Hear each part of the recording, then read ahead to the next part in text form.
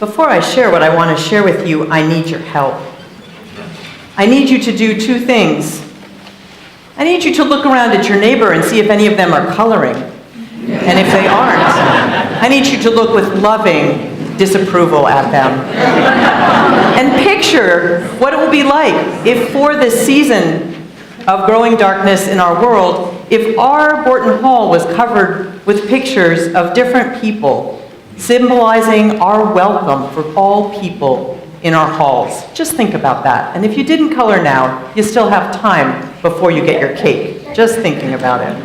And the other thing I need you to do is to help me with the little motion, because it's going to happen in a little while. And that's the motion of kneading. So I made this bread, which I'm about to discuss. But when you make bread, you actually have to knead it. You have to really push your arms in and knead it. I'm wondering if anyone out there can show me how you might do that, right? Oh, come on. If you kneaded it like that, the bread would just never work. How about kneading? Really kneading. Okay. Okay, well, keep that in mind, because we're going to get back to that in just a little while. So every year, I bake the bread for this communion service. And every year, the baking is a meditation because it requires my full attention. And I began to do this because one of my teachers taught me to bake the bread for communion. Gordon McKeeman, one of my teachers in ministry, baked the bread for the communion every year in the church that we shared. And my understanding has become his, that this is an act of the hands and the heart and the spirit. So the Thanksgiving bread recipe comes from a battered paperback copy of the Takahashi bread book. Does anyone else out there have that book? Yes. I've had it for about 3 decades, and it has a certain amount of other ingredients on it at this point. But in the Takahashi method, you create a sponge where the yeast makes the flour rise, and the water and the sweetening feed that yeast until they get all very excited together, and even get the flour uplifted in the process. In this method, if you pay attention to the sponge at the beginning, you get good bread. The sponge is at the heart of the bread making, that attention paying, and if it works, the bread will rise to be full and good. Now, when I mix the sponge, I think about the purpose of the bread. And each year, my understanding about the uncomfortable relationship that we as Unitarian Universalists have with the ritual of communion changes. As an unchurched young person, I remember the exclusionary feeling of communion when I visited a church with one of my friends. "Oh no, you can't go forward," my friend's mother said when I was a guest at their service, and everyone else who I had come with got up and left the pew and left my little 7-year-old self sitting there thinking, uh-oh, what did I do wrong? But our Universalist ancestors beg to differ. They said that this ritual of remembrance is for everybody. And that's why communion remains so important in our services on that side of our family. The sponge, the one that we're paying attention to, has to rise for about an hour. So I had a lot of time this year to think about all who were brave enough to insist that good and the good of community is for everybody. The sponge is like the welcome table. It's the basic place from which we start. Now, after the rising, get your elbows ready, there's more flour. Flour is like the clothing of bread making. And I dump the dough out onto a clean counter to add more flour, and then I knead it and knead it. Come on, guys, help me out here. I knead it and knead it and knead it. This is an act of time. It's very strenuous. And that seems to be, when I think about the world and all its troubles and how it could be better, kneading is very difficult at first, right? It's very difficult. The dough is sticky where you don't want it to be sticky. It's dry where you don't want it to be dry. And I have to use, I've noticed over the years, muscles that I pretty much use only this one time a year. And that's when I'm glad that we have rituals which remind us of a through line that connects the good years to the harder years, and then back, the dry ones to the abundant years, and back. And now when I'm kneading, let's get a little more kneading in here. Now when I'm kneading, I can also recall our Transylvanian Unitarians and our delegation met last fall when we visited, and the resilience that they had.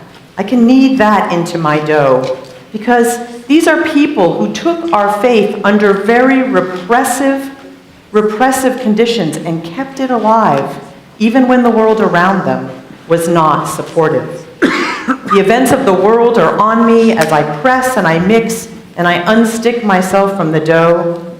I think of the summer just past when people were so divided, and the election just passed, which gave extremists a license to hate. And I think of people experiencing this holiday for the first or second time just passed without loved ones, or those that I know in this rainy Thanksgiving weekend, those that I personally know on this rainy Thanksgiving weekend were without any kind of shelter. And I think of our political system, which has never been what it could be, and which is now crippled by economic and power disparities and the great opportunist evils caused by oppression. And I think that it's time to knead some more. So I knead some more and harder. And then I think of the babies just born and the joy that their parents have and the fear they have about the world they're being born into. And I think of the Standing Rock Sioux and the increased violence against them and their protesters and unsettling new revelations.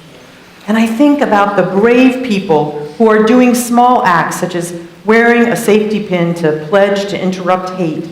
And I need, and I need, and I need, and all those troubles are with me. And then somehow I look down, and still, the bread is elastic and whole.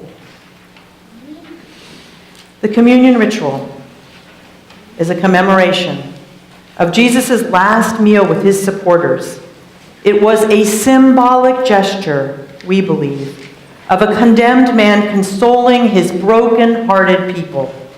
When I am gone, he is saying, you can still hold a vision of a just and compassionate world. And what we have worked for together, you can continue to work for, even if the leaders who will come after me are not as kind or as gentle or as giving. And even if a time of hardship is going to befall those who believe in the power of the human spirit and community and the farthest reach of our faithful vision.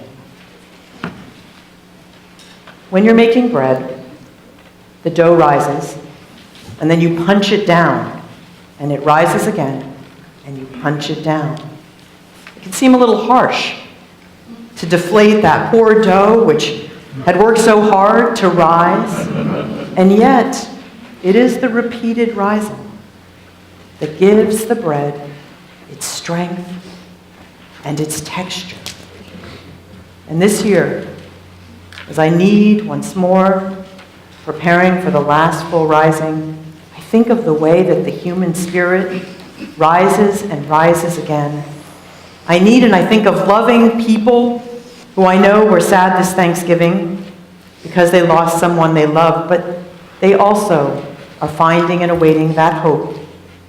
And I fold and I refold the dough, and I catch all of this inside as well. And I think about that teacher back centuries ago, worried that his followers would need something to help them rise up again after he is gone. For Jesus of Nazareth was a man of this world, and the resurrection he wanted was the rebirth of his ideas of good. After that second kneading, I shaped the loaves. And I think, again, of those communion services in those small churches in Transylvania, and the way that my colleague, the Reverend Laurent Tokas, met the eyes of those in the congregation, and how most of them met my eyes, too, as I sat there helping him serve the bread and the wine. We're having cider, folks, sorry. But those people in those congregations were mostly older. They had survived a brutal and controlling regime, and yet they had continued to be ever faithful to what they believed. So in the folding of these loaves, you will sample that connection and the renewal of hope it invites, which I believe is the best food to stave off the hunger of despair. I have to tell you that for some of us, this Thanksgiving was very difficult, more difficult than most. For lots of other reasons, we all needed more help awaiting hope. I will tell you that the first batch of dough didn't actually rise this year for the first time in a long time. I hadn't been paying attention enough. So, I scraped it all out, I put in the water, I sprinkled the yeast, and I began again. And that's what we will do. Until we build loaf after loaf, those stepping stones, those living stones that Maria Pop speaks of, passing through ritual and constancy, the promise of the faithful.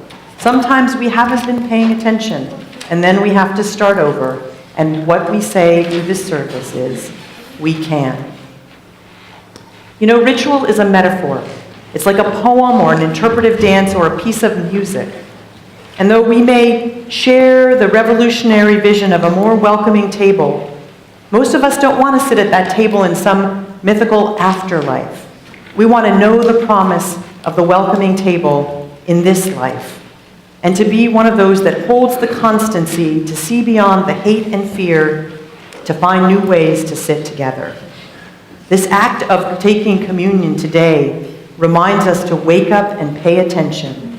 It reminds us that people of faith have had to do this over and over and over again.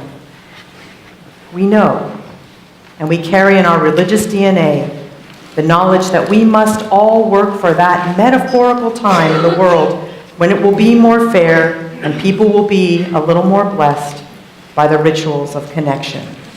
These are the promises we make to one another because we know it is better to live together, that we can live together better than we could have lived alone. We, like Jesus' followers in the story, partake in this act of commitment and hope, despite looming dangers. We commit in doing so to hold on to the memory and the hope of a world we continue to pledge to create together. The bread, as lovingly as it was made, is not the purpose. The cider, symbolic of the fruits of a still bountiful earth, is also not either. The purpose of this service and ceremony that we are about to share is the connection, the renewal of community, and the recommitment to the work of setting our welcome table. This is the work of intention, of commitment, and of resistance.